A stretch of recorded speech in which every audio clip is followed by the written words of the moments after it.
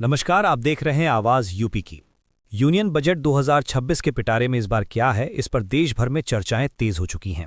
वित्त मंत्री निर्मला सीतारमण 1 फरवरी 2026 को मोदी सरकार 3.0 का तीसरा बजट पेश करेंगे। इसमें क्या कुछ खास होगा, इस पर तो चर्चाएं हैं ही, लेकिन हर बार की तरह इस बार भी सबसे ज्यादा फोकस इनकम टैक्स पर ही है। खासकर न्यू टैक्स रिजीम को लेकर टैक्स पेयर्स और इंडस्ट्री दोनों की नजरें टिकी हुई हैं। इस बार चर्चा का केंद्र है 30% टैक्स स्लैब का सबसे ऊंचा स्लैब। इंडस्ट्री की मांग है कि इसे मौजूदा स्तर से आगे बढ़ाकर 50 लाख रुपए से ऊपर की इनकम पर लागू किया जाए। सवाल बड़ा है क्योंकि बजट 2025 में सरकार पहले ही पर्सनल टैक्सेशन में ऐतिहासिक बदलाव कर चुकी है।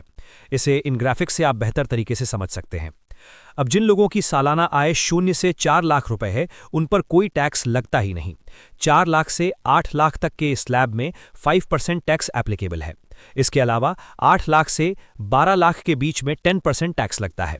12 से 16 लाख के बीच में 15%, वहीं 16 लाख से 20 लाख तक की जिनकी जो सालाना आय है उस पर 20% टैक्स लगता है। इसके अलावा 20 लाख से 24 लाख की सालाना आय पर 25% और 24 लाख से जो अपर लिमिट्स हैं, जिनकी आय सालाना इससे ऊपर है, उन पर 30% तक का टैक्स लगाया जा रहा है। लेकिन देश के टैक्स पेयर्स की मांग इस बार कुछ ज्यादा है। अब जबकि 30% टैक्स स्लैब 24 लाख रुपए से ऊपर लागू होता है, तो इंडस्ट्री का कहना है कि यह सीमा अभी भी कम है। बढ़ती महंगाई, होम लोन, बच्चों की पढ़ाई और हेल्थ इंश्योरेंस जैसे खर्चों को देखते हुए 25 से 30 लाख की इनकम अब अमीरी की कैटेगरी में नहीं आती, ऐसी बातें कही जा रही हैं। ऐसे में इनकी मांग है कि इनकम टैक्स स्लैब की सबसे अपर लिमिट को 30% से बढ़ाकर 50% कर देना चाहिए। लेकिन क्या ऐसा करना मौजूदा वक्त में संभव लगता है, और अगर ऐसा हुआ तो इसका क्या असर होगा, उसे समझते हैं।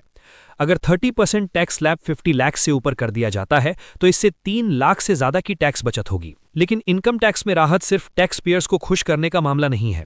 इसका सीधा असर कई सेक्टर्स पर पड़ेगा। इसमें कंजम्पशन बढ़ेगा, रियल एस्टेट, ऑटो और एफएमसीजी सेक्टर को सपोर्ट मिलेगा। जीएसटी कलेक्शन में मजबूती भी आएगी और टैक्स कंप्लायंस में सुधार देखने को मिलेगा। यही वजह है कि हर बजट में पर्सनल टैक्स सबसे बड़ा राजनीतिक और आर्थिक मुद्दा बना रहता है।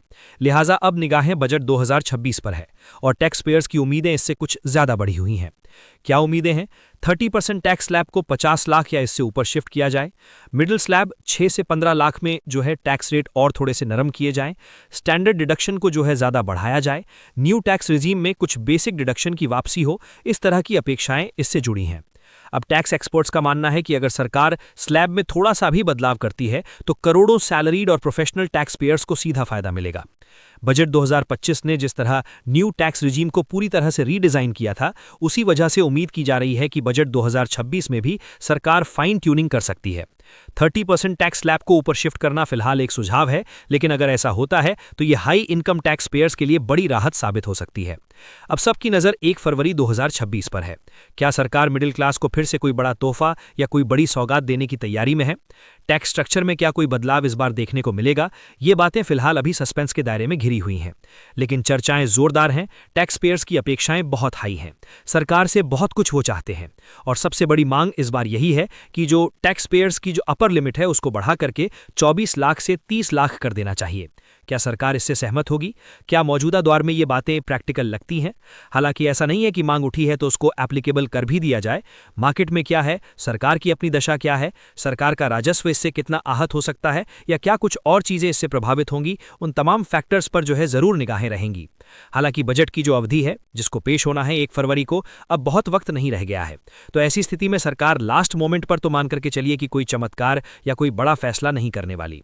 हाँ, अगर ऐसा होना ही है तो पिछले 6-7 महीनों से जरूर अंदर ही अंदर तैयारियां चल रही होंगी। होता क्या है इसमें, आपके लिए जो है हम तमाम अपडेट्स लेकर के फिर से हाजिर होंगे। आप इस पर क्या सोचते हैं? क्या अपेक्षाएं आपकी सरकार से हैं? लिख करके जरूर हमें कमेंट बॉक्स में शेयर करें।